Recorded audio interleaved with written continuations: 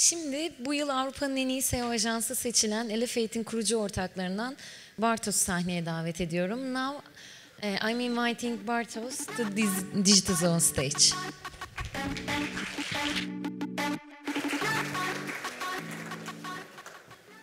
Hello guys. Oh, the mic is working. Hey guys, so it's gonna get a bit technical today, and I feel very sorry for the lady who has to translate all that. We've got 260 slides today and a few very bad jokes. So first of all, I'm very happy to be here. I love Istanbul, even though your driving scares me a bit. But let's get this started. Okay, so we have first technical problems. There's no preview, and my clicker doesn't work. So, it works. Can I have the preview somehow? We have 260 slides, it may be. Okay, I may rotate a lot on the stage. So today I'm going to talk about how it looks like currently with technical SEO in 2018. And over the last few years, there's quite a lot of changes, and technical SEO got really messy. Like, I feel like a lot of SEOs don't really get technical SEO today, and my goal today is just to show you some of the problems and how to tackle those. This time, I don't feel like the problem with technical SEO is Google-related. I feel like this is more of a problem with us, like SEOs, who need to get our shit together. So the problem is that the technology changes really quickly. And today I'm going to touch on some of the JavaScript frameworks issues and some of the new changes pushed by Google as well. At the same time, we as SEOs and webmasters, we sometimes don't seem to acknowledge those changes or embrace them the way we should. And I visualized very comprehensive. I spent a lot of time on this next slide, so please have a look at that explanation of why there's a problem with SEO today. So we as SEOs seem to not focus on technical SEO as much as on other shit that's happening. So that's the problem I'm going to touch on today, and that's something I would like to explain. And some of the SEOs, and some might be of the in-house SEOs, but they're not too technical, and they would be as technical as older people trying to use a camera. But to explain that, let's move back in time to 1998. Google looked like that back then, and this is the style of 1998. If you remember those people, that they were so hot back then. But, there's no sound. I'll try again. Maybe the sound is going to work. Okay. So anyways, Markus Tandler, one of the best SEOs I know, founder of onpage.org, now actually write.org, talks about how he first found out about Google. Yeah, well. Oh, okay. Let's try it again. Thank you, guys. Let's try it again. Workshop, someone from the audience asked me if I heard from Google before, and I'm like, never heard of it, what is it? And he's like, well, it's a new search engine from 2 college dropouts in the US, and you don't even have to submit your site to that. And I'm like, that's stupid. If I don't submit my site, how would they know my site even exists? And he's like, well, they just follow the hyperlinks through the web to discover new pages. And then I said, yeah, well, I was very cocky back then. So I said, well, now listen to me.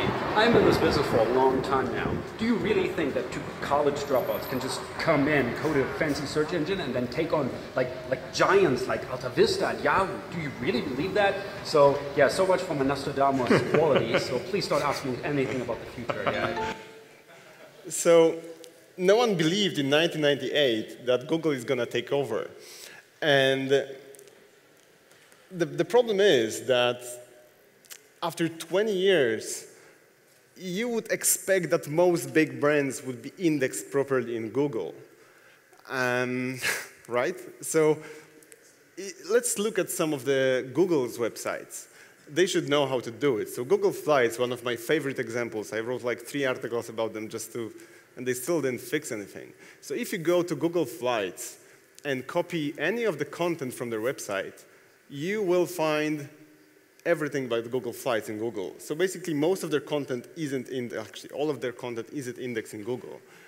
And the fun fact that this is our website, where I actually published an article about them not doing that properly. So there's just one result for whole website, googleflights.com, in Google, and the second result is our website. At the same time, if you preview that in mobile-friendly test from Google, you won't see any content but the city selector on top. So it seems like Google has the problem in their own house. But this is not an exception. Most big players don't seem to be on top of some of the technologies happening right now. Yeah, and they seem to be very, very not up to date with what's happening. So I've created some data not based on any calculations, but let me show you a few more examples. Now let's move back in time, actually forward in time to 2016, when there were some interesting things happened back then. And Hulu.com, I don't think you have Hulu here in Turkey, do you? So it's the biggest competitor of Netflix. And I think that they've been even longer on the market. And again, I published an article about, I think like 3 or 4 articles about Hulu.com being very bad with SEO. And they didn't do anything since then. My first article was in 2016. Second was published year after that in 2017. And they still didn't do anything. So if you copy any of the content from Hulu.com website, like this one, you will find, and this is actually pretty hilarious to me, torrent websites and YouTube. So you won't find Hulu.com, and that's the only place when you can watch this show. So if you watch Casual, TV show by Hulu, in the States you can only watch it on Hulu, and you won't find Hulu in Google. So and if you use mobile-friendly test, you most likely won't find, you won't even see the preview. And this is where it's going to get really complex, but we're going to get to that. Let me warm you up a little bit. Why is that happening exactly? But what's actually interesting that because of the problems that we're going to explain in a minute, Hulu started to lose with Netflix. And if you look at both websites and you switch off JavaScript, that's how Hulu looks like, and that's how Netflix looks like. So Hulu doesn't work at all without JavaScript. They will just show you a blank white page. But it has a very, very deep effect on SEO. If you look at that, Hulu was owning SEO for like years. They were really ahead of the curve. And just when they decided, like, we're going to go with a client-side rendered JavaScript framework, they lost it all. Actually, this is an old screenshot. There's a newer one. It doesn't look that well. So these codes, if you use them for comments, if you look at the difference between the code served to like the view source, what you see in the view source, and processed code, you will see 2 different titles because they don't really know about that problem. But we're going to touch on that a little bit more later on. And yeah, so there are 2 different titles, and that's just one of the few problems. So sometimes if you move towards JavaScript framework, you need to be aware of a lot of the issues like that. But how about frameworks website, like Angular, created by Google again? So Google created Angular, and they've created this most hilarious GitHub thread I've ever saw. So one of the Google engineers created a thread saying that their own website is not indexing in Google properly, which is ironic because they should know how to fix that. And there were some people saying that maybe that was a no-index meta tag, but they also posted a screenshot from Google Search Console showing that Google can't see their content at all. And the problem was really interesting because for them, all of the folders, so if you had like 2 folders within the URL, path segments, I think it's called, the URL wouldn't be indexed. But if you had just 1 path segment, it would be fine. So that was a very interesting problem because how would that affect your website? So that's the quote from Igor Minar. So the only thing these pages have in common is the number of path segments in the URL. Igor Minar, if you Google this guy, is one of the lead engineers in Google. So that's interesting that he can solve this problem himself. And if you imagine that your store, let's say this is like Zalando.com/shoes, would be indexed, but all of the products wouldn't be indexed at all, that's a massive problem for any website. Meteor is one more JavaScript framework where they really don't get how you should serve that content because, again, the view source content is different than the processed DOM. But I will explain that in a bit for those of you who are not that technical. So if we look at top publishers like USA Today, you would expect them to be really good with SEO. Again, their website is totally invisible to mobile Googlebot. At the same time, they're still growing in visibility, so I guess as soon as Google will switch completely to mobile-first indexing, they may see some of the issues. But right now, we can be totally sure that they're cached and processed okay. And some of the websites that specialize in pre-rendering, so websites that should know what I'm talking about right now, like prerender.io, also have huge problems because they're partial indexed. So just part of the content is indexed, part is not, which is a new thing that comes from two waves of indexing that we're going to explain in a second. But you can have a website like this one where any content from prerender.io won't be visible in Google, but at the same time, their H1 tag is properly indexed. So we can see that some of the content is indexed, some of it is not. That's a new concept in SEO that you really should look into. And again, you would expect that if you're a San Francisco-based startup, you should know how to do your technical SEO properly. But again, that seems to be a problem. Delivery.com is still dropping in rankings, and they any of the content from their homepage, and that's a tiny website, so if you Google for their content, you will find everything but their homepage in Google result. So again, they're not indexed and they're invisible to mobile Googlebot. But again, let's see some of the world's biggest e-commerce stores. So AliExpress is pretty popular all over the world. They lost all of the traffic, most of the traffic, just because, again, the same problem. They're invisible to mobile Googlebot, and they don't seem to understand technical SEO today very well. Alibaba.com, Amazon's biggest competitor. I think it's, do you have Alibaba here? Do you use it? So they are considered the biggest threat to Amazon, but they're still losing rankings because of the same issues that I showed you with AliExpress. So JavaScript indexing and in general technical SEO seems to be a problem for every single niche we touch on. So every single client we talk to, they seem to push for launching JavaScript frameworks without the detailed knowledge of how to do it well. Tinder, that's my favorite example. Again, they're growing. That's like very low visibility still, but they have some visibility, but they're still invisible. So their website is mostly not indexed, but I guess they get their traffic somewhere else. Toys R Us, one of my last examples, losing traffic. They actually went out of business in States and some other countries already. Again, most of their content non-indexable.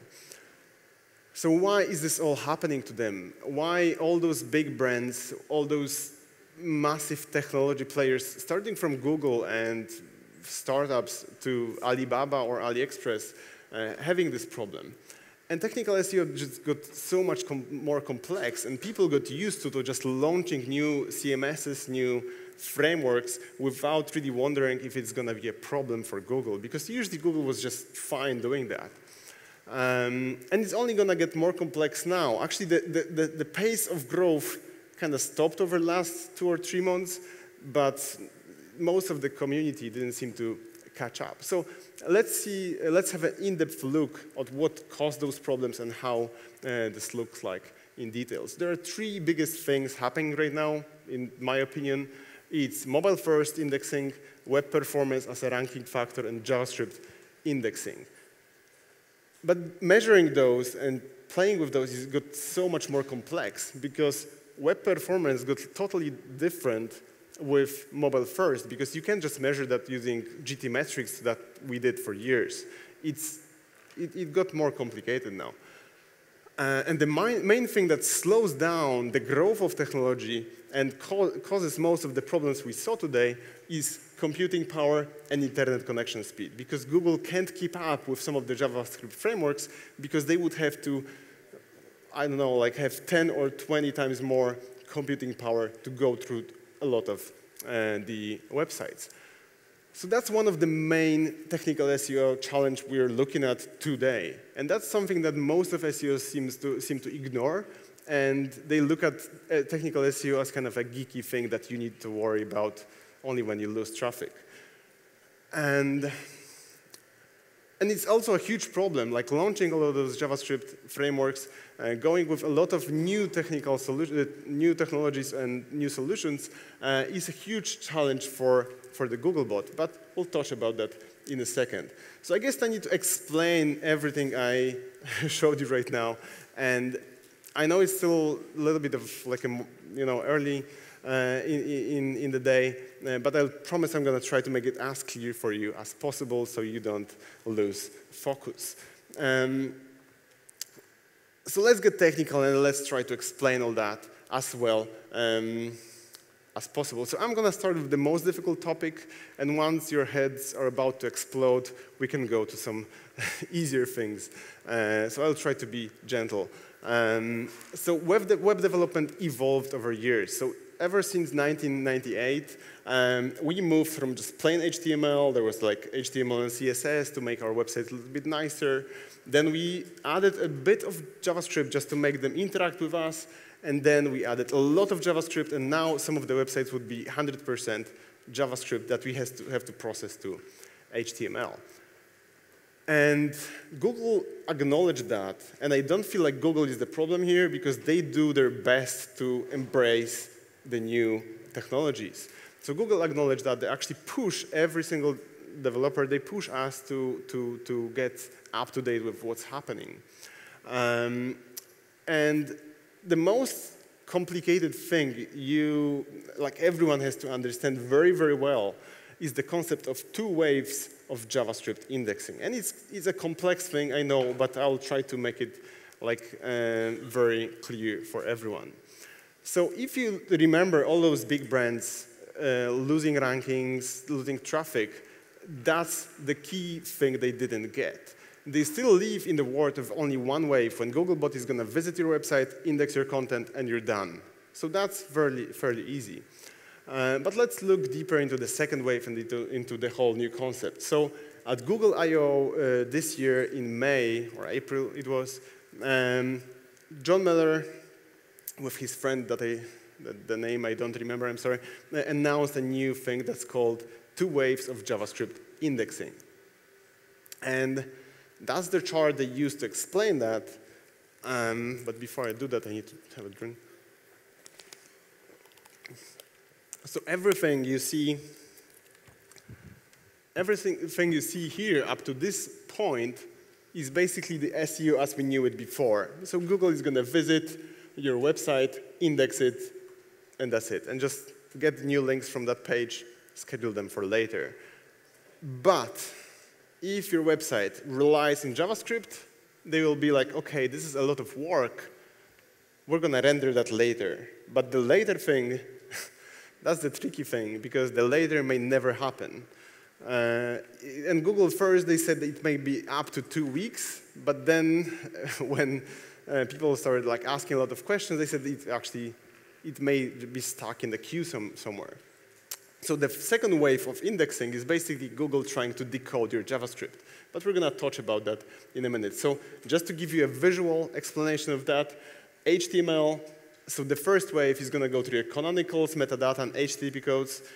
And there are some versions of this part, because first of all, Google announced that they want If your canonical is not visible in initial HTML, they won't come back for that ever. So if JavaScript is going to change that, they don't look at that. Now, John Miller mentioned that they may have a look at the canonical later on in JavaScript. So, but still, I would, just to be safe, I would make sure that if you look at the view source in Google Chrome, you see all the metadata just as it should be.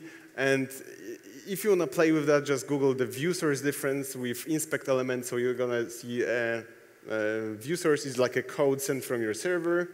That's a simplification. And inspect element is what Google has to process to see the full processed HTML. So why isn't this process instant? And that's going to explain. Let me explain why Google can do that just in one visit. So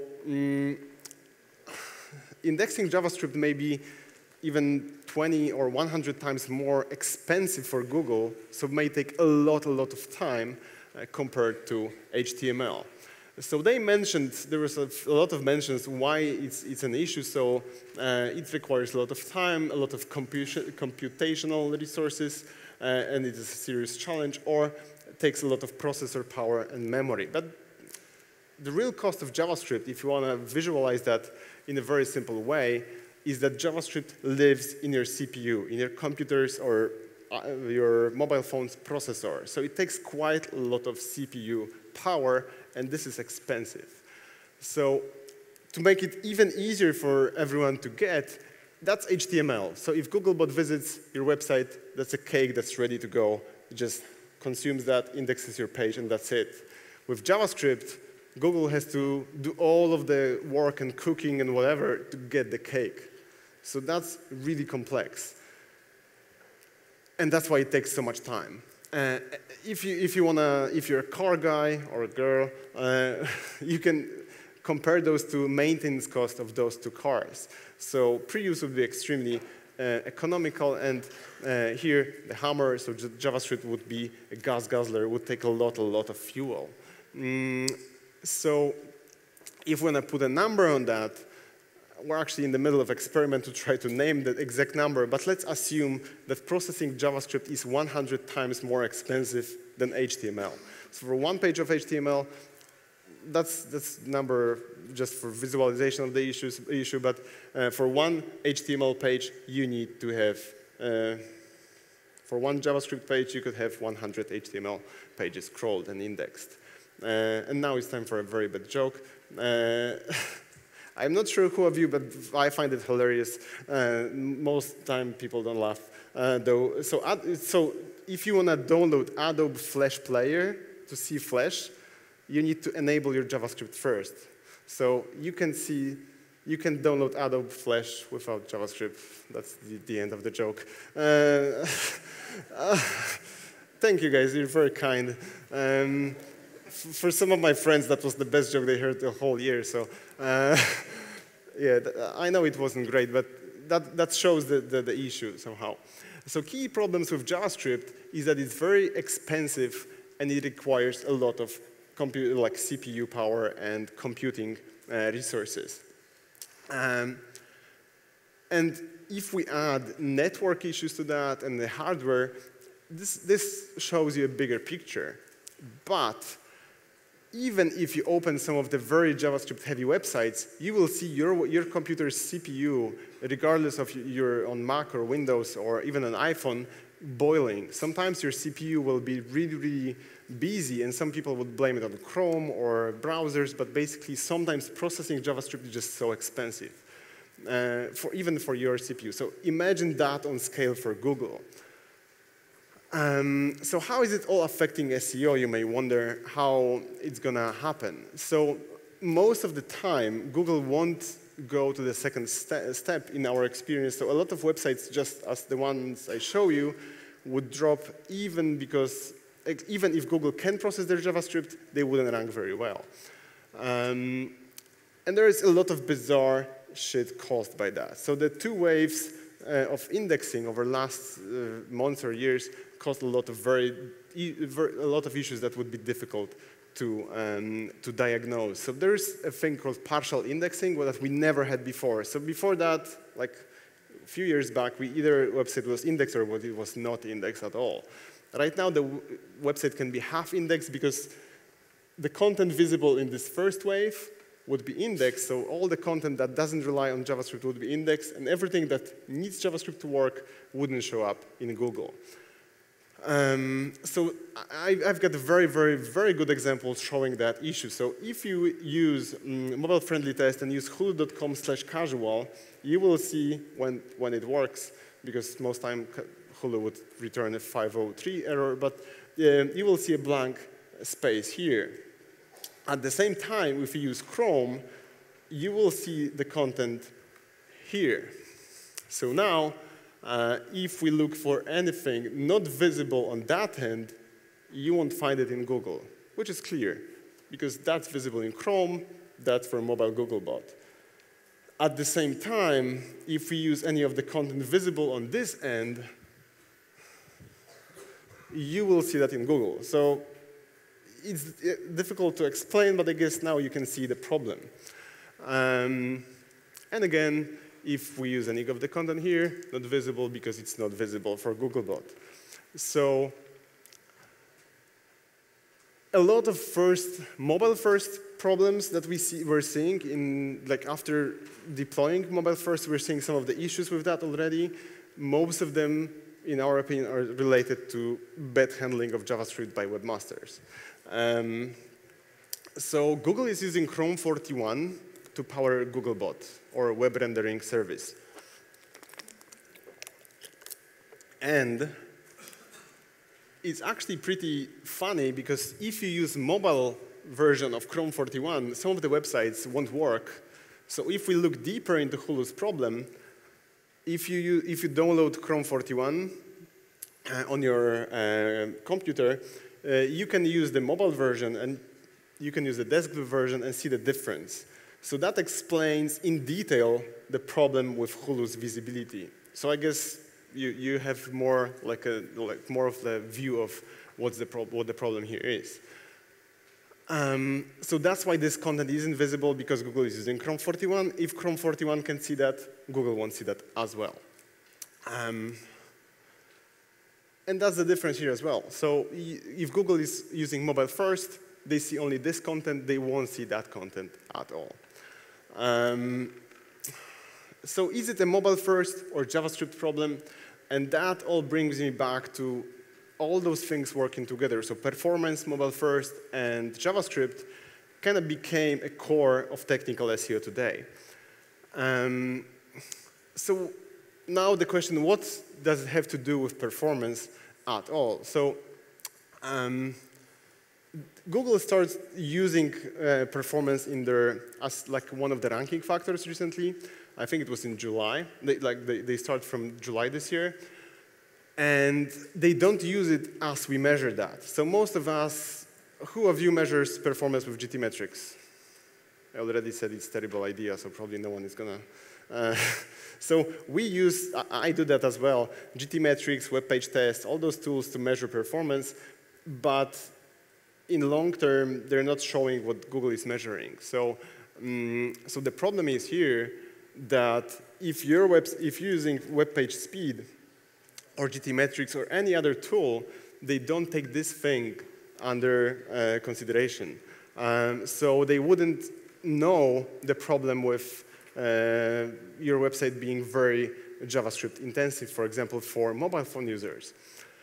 But let's touch on that a little bit deeper. So let's explain CPUs one-on-one.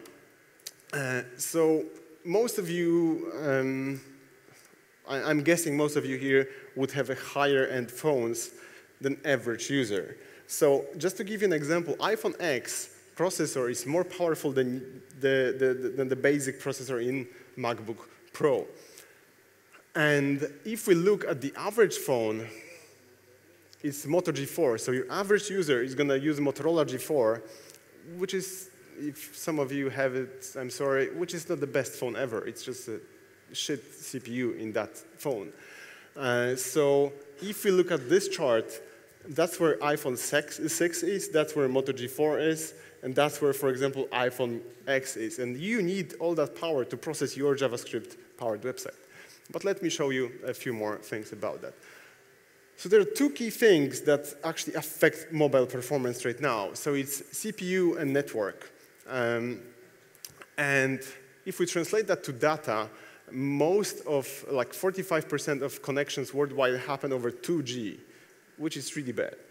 Yeah, so that's one of the founders of Google in 2001. So that's 17 years ago, saying that they already fought and they already pushed for people to use websites on mobiles. I think I was still in school back then. So we can assume that if they pushed for that 17 years ago, most of the websites would be ready for that. I guess that's, looking at my presentation, you know I'm going to say it's not happening. So the New York Times, not mobile friendly. EA Games, not mobile friendly and invisible to Googlebot. So AliExpress, again, not mobile friendly. Actually, Google thinks it's mobile friendly, but because it's invisible. So what do you think is going to happen to their traffic? Actually, for some of them, it already did. Like AliExpress lost a lot of visibility and so on when they moved to mobile first. So that's one of the issues with the design that I'm going to touch on too much. How do we measure performance then? If we look at performance, usually we look at how quickly the page would load. Don't do that anymore. It's dead. So now we usually look at performance through a brand new metrics that basically look at how users interact with your website. So there is no load time. So that's the screenshot from one of the Google articles about how they measure performance. There is first paint, first contentful paint, first meaningful paint, time to the interactive, and so on. And they are called user-centric performance metrics. But you may think that maybe you can just go AMP. And if you want to talk about AMP, Barry there is just a huge lover of the whole platform. I'm joking. He's showing me his middle finger right now. But he's deep down, I know he loves AMP so much that he can explain everything about that. I think his session is like in 2 hours or so. But I'll show you an interesting example, and I think that Barry will be super happy to see that. Because if we compare AMP, BBC.com on AMP, and TheGuardian.com with no AMP, look at that. Go. So AMP is not something that's going to solve a lot of your problems. Yeah, Barry, I can give you that slide later on. So if you see, like a lot of things, like AMP basically relies on Google caching a lot of your content when you first search for something. So if you search for latest news, Google will cache some of the results that they think you're going to click. In general, AMP sometimes is not the best solution, but it's not a silver bullet. If you have to use it, talk to Barry. But why is a mobile CPU an important factor here is something I want to touch on in depth. So if you go to Chrome Developer Tools, Performance, that's one of my favorite tabs, and look at one of the, like it's top, do you know this website? Is it popular? Okay. I'm not sure if I wouldn't be offensive or something. So yeah, I chose one of the most popular websites in Turkey, and it loads within 6 seconds on a high-end CPU. So if I open that on my MacBook, it fully loaded within 6 seconds. It was okay. Sorry, it did not fully loaded. Oh, first meaningful paint, so I could see the content. But if we switch that to Motorola G4, it's 19 seconds. So all of a sudden, and it's not fully loaded, it's just the first meaningful paint. So basically the moment I decided to first meaningful paint is the moment when you can see images and headlines, which is, yeah, so it's 19 seconds.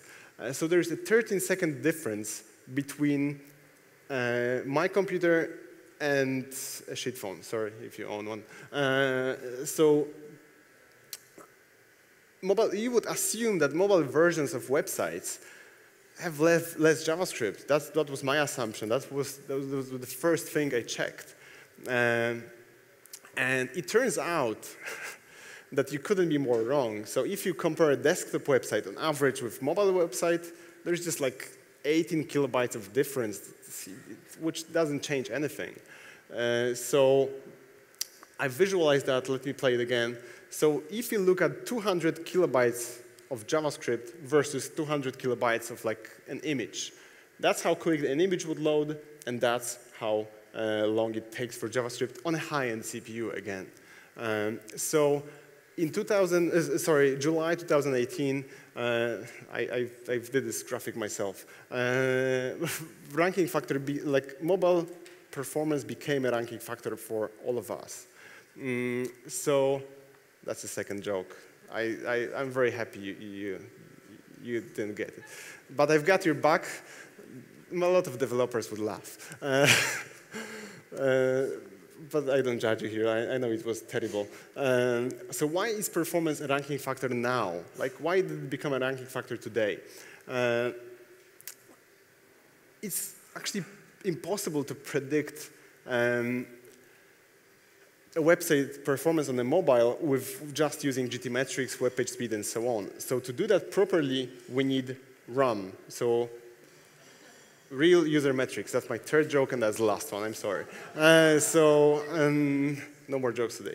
So we need real user metrics. So basically, all of the performance metrics measured on your device. So we don't use any tools for that. We use real metrics. And Chrome published something called Chrome User Experience Report. So way back, you had to do all of the Excel things to get this data. But now you can see that here. You can see that in one of the tools I'm going to show you. But basically, Google published the data from Chrome where they measure how quickly a given website loaded. So if you look at how quickly Tinder.com would load, you can see that spread across the whole, all of the people using Chrome and enabling the data. So why can't Google just measure performance during crawls? It's something that I was wondering about. And we, again, need to have objective crowd-measured metrics. So we need to know, depending on the website, some of the websites would have a lot of users with high-end, I'm guessing like Wall Street stock price news would have a lot of people on high-end phones because they work with those phones. But if you have a Giphy website and there's a lot of kids looking through the GIFs, maybe their phones aren't that powerful. So it's difficult to predict the audience that's going to use the website. So you can see the Pagespeed Insights. So you can see how quick your website is according to your users using Pagespeed Insights. So they will show you first contentful paint and DOM content loaded here. So you can see how your users feel, how they see your website as a performance, as a fast website or a slow one. And you can see that distributed across the whole population. You can also access all the raw data using CRUX, so Chrome User Experience Metrics. But if you want to go geeky, you can use this link, and you can get all of the data that Google has on your website, and they're using for rankings. So performance is just about just one metric anymore. So it's not about the fully loaded. Also, there are metrics like time to interactive and so on.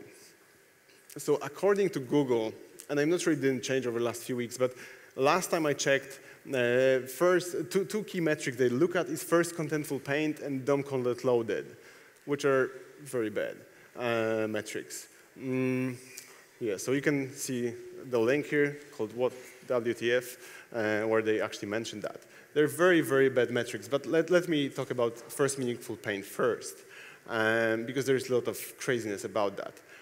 So there is some mystery behind first meaningful paint metric in general, because first meaningful paint is where the content you're looking at has value to you as a user. And Google doesn't have a standardized definition for first meaningful paint yet, but what would be your definition for first meaningful paint when you visit Giphy? I'm guessing seeing the images, right? You don't care about anything else because there's no other content. And if we look at that here, that's how Google sees first meaningful paint for Giphy. I don't think it's going to be meaningful for anyone. So that's a metric that's difficult to measure using computers in general. And they struggle with that, and I get that. So it's going to be different meaningful paint for Pinterest and different for The Guardian. So for The Guardian, you want to see headlines. For the Pinterest, you want to see images, I guess. So if you're still not sold on those metrics, there is a very interesting case study that USA Today created by accident. So a while ago, so if you go to Chrome Developer Tools and look in detail into that, you will see that it takes 11 seconds to fully load USA Today. But they did what they called European Union experience after a lot of the privacy laws were pushed. That was basically stripped of advertisements. This website would load within half a second, just because they didn't publish all of the ads, all of the JavaScript things that basically pushed ads to your end. So if you use regular USA Today without JavaScript, it loads within 1.3 seconds. So you can see 13 seconds because all of the JavaScript tracking and ads or whatever. So that's a massive difference. So we need to look at the metrics a little bit differently. So I wouldn't use GTmetrix or Web Page Test or even Chrome Developer Tools or Pagespeed Insights because this data doesn't really equal to Chrome User Experience Report. And you can use those, they're fine, but just compare the data you're seeing with the real world. Because load time is dead. Like one of the fastest websites worldwide, theguardian.com, loads in 44.5 seconds according to GTmetrix, which is definitely not a good metric. Like they're the shittiest website you would see in GTmetrix, I guess, when they're one of the most performant websites worldwide. So what are the best practices for performance JavaScript SEO? So some of the websites are ahead of the curve. Some of the developers really understand how to do it right, and Netflix is one of them.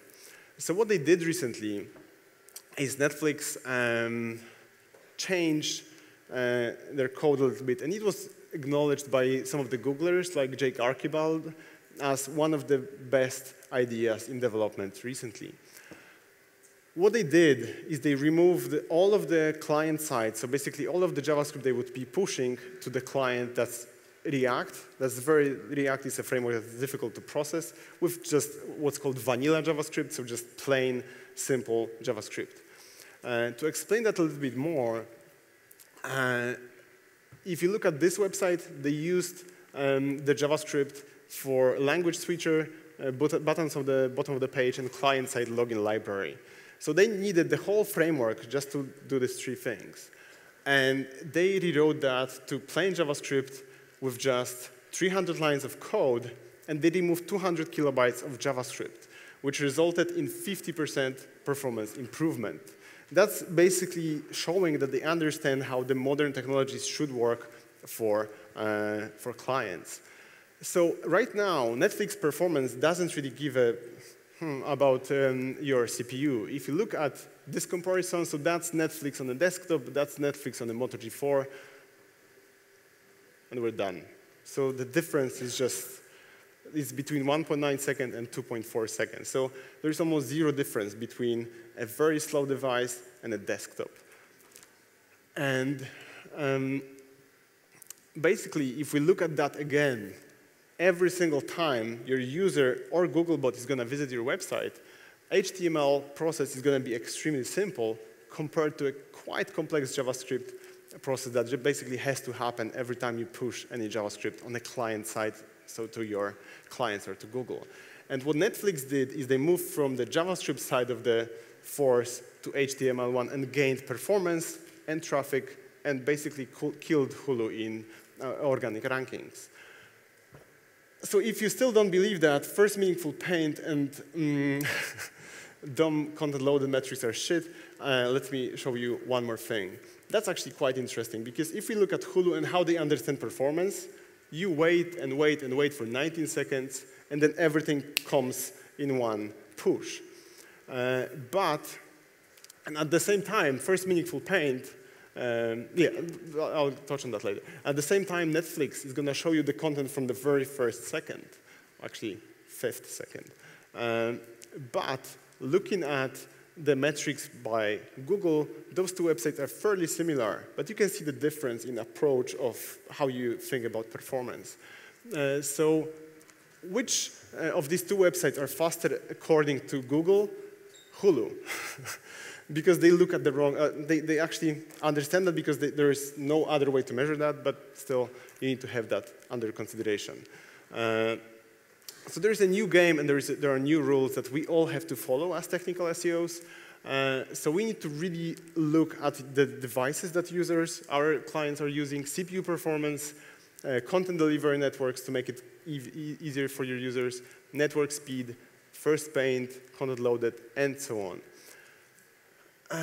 And for example, I know I'm running out of time, but if you have a lot of returning users, you can cache your website heavily. So your first load is going to be slow, but then it's going to load in an instant, for example. And it may show in GTmetrix that your website is slow, but your users are going to have very good cached results because of, for example, a service worker. You need to look at the browsers they use. And there is one more thing that I want to touch on, is some of the troubles. With JavaScript, you also need to be very careful with security and performance. Do I have like 2 more minutes? Or because, yeah, OK. So 37, according to the data we look at, between 37 and 77% of websites using JavaScript have serious flaws. So if you're going to go with a framework, let's say like Handlebars, which is not a very popular JavaScript framework, 86% of websites using Handlebars have major security flaws that make your website vulnerable to attacks. Yeah, and the researchers take the state of security for JavaScript ecosystem as a complete mess. So you need to really be careful with security when you push for JavaScript frameworks. And there is this article that maybe some of you knew that basically shows how the frameworks are built and how easy is it to inject some of your code into them. So what's next? One last thing I want to touch on is Google versus Bing, because right now Google is the only the only search engine processing JavaScript properly. As soon as they do that on scale, so they can cope with ranking the websites properly, Bing is not going to have any chances because everyone is going to move towards JavaScript frameworks, and Bing won't have the resources to go through that. And it may create a little bit of chaos right now, but with every time there is a huge growth in a community like ours, there is going to be a little bit of chaos that we need to embrace. And sorry for going about like past time, but thank you very much, and enjoy the rest of your day.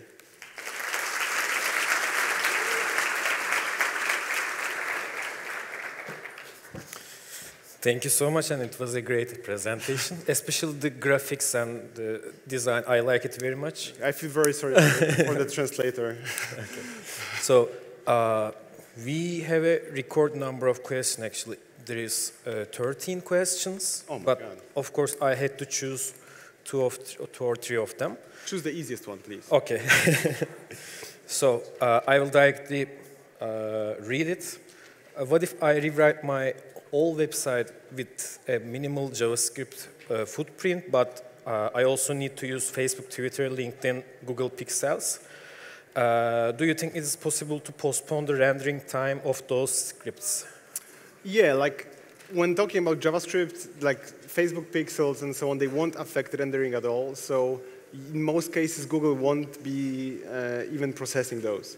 So Google won't go through your ad tracking codes, your analytics codes, and your pixel codes, so those don't affect performance. But if you need JavaScript to load some of your content, like some of the text, for example, that may be a problem. So in this case, I wouldn't worry about that at all. Ah, okay. You don't even have to show those to Google. That's fine. Okay, great. So second and the last one. What do you think about manipulating page with GTM? Is it possible to fix SEO problems by manipulating DOM? DOM with Google Tag Manager. Yes. So there was a lot of experiments with Google Tag Manager manipulating DOM. Yeah. But I guess, what was the question again exactly? What do you think about manipulating page with GTM? So I never played with that really because that's, but I know if you need, I know that some people manipulate content with GTM and then the process DOM looks different. Yeah. But I would just look if Google won't be stuck on the first wave of indexing with that, and that's it. Okay. Okay. Thank you so much. Thank you very much, and guys. it was great to see you. Enjoy your coffee break. Bye.